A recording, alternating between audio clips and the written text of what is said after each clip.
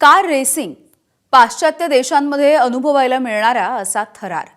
अनेक car racing प्रेमी अशा स्पर्धा बघण्यासाठी अक्षरशः वेडे होतात आणि हाच थरार आता थेट नवी मुंबईमध्ये अनुभवायला मिळणार आहे। नवी मुंबई महानगरपालिकेने 28 कोटी रुपये खर्च करण्याचा निर्णय घेतलाय आणि पाम बीच रोडवरती रेसिंग ट्रॅक बनवून ही स्पर्धा येत्या ऑक्टोबर महिन्यामध्ये आयोजित केली जाते। मात्र स्थानिकांनी या स्पर्धेला विरोध केलाय। नेमकी या विरोधाची कारणं तरी काय आहेत जाणून घेऊया। कार रेसिंगचा हा थरार आता नवी मुंबईत लवकरच अनुभवायला मिळणार आहे, कारण येत्या ऑक्टोबर महिन्यात नवी मुंबईमध्ये 3 दिवस फॉर्म्युला कार 4चं आयोजन करण्याचा विचार आहे, ज्यासाठी नवी मुंबई पालिका 28 कोटी रुपये खर्च करणार आहे। केरळ, हैदराबाद आणि गोव्यानंतर थेट नवी मुंबईत ही स्पर्धा होणार असल्यानं कार रेसिंग प्रेमींसाठी ही पर्वणी ठरू शकते। मात्र यासाठी बनवल्या जाणाऱ्या रेसिंग ट्रॅकमुळे पाम बीच परिसरातल्या मैदान आणि झाडांचा बळी दिला जाणार असल्यानं याला स्थानिकांनी तीव्र विरोध केलाय।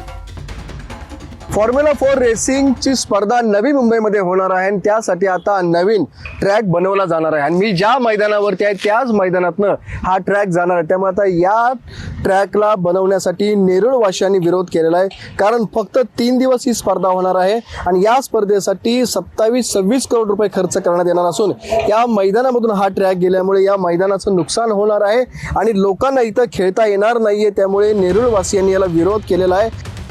नवी मुंबईत हा रेसिंग ट्रॅक उभारण्यासाठी रहिवासी भागातल्या मैदानाचा वापर केला जाणार आहे, तर रात्री 12 वाजता या रेसिंगला सुरुवात होणार आहे।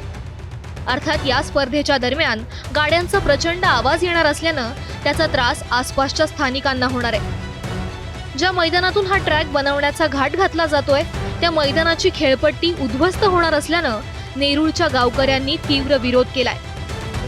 दिल्लीचा कोणतरी दिल्लीश्वर इथे सांगेल आणि महापौर असतील ताई, त्यांनी या गोष्टीवरती नियंत्रण ठेवलं पाहिजे आणि आयुक्त साहेबांनी याच्यावरती जर आमच्यावरती या गोष्टी जर लादत असतील तर कुठेही आम्ही कद्यापही सहन करून घेणार नाही।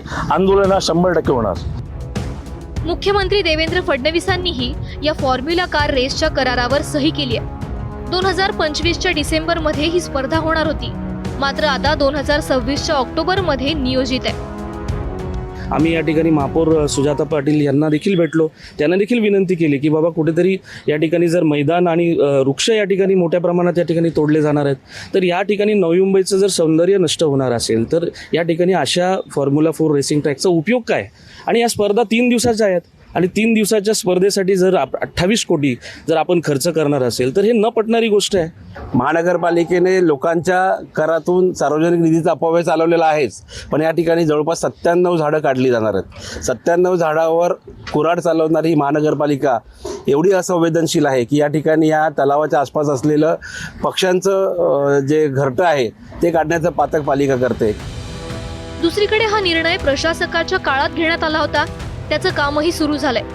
त्यामुळे यावर्षी इथे स्पर्धा होईल, मात्र 3 वर्षांचा करार असला तरी पुढची 2 वर्ष हा इव्हेंट होणार नसल्याचं महापौरांनी म्हटलंय।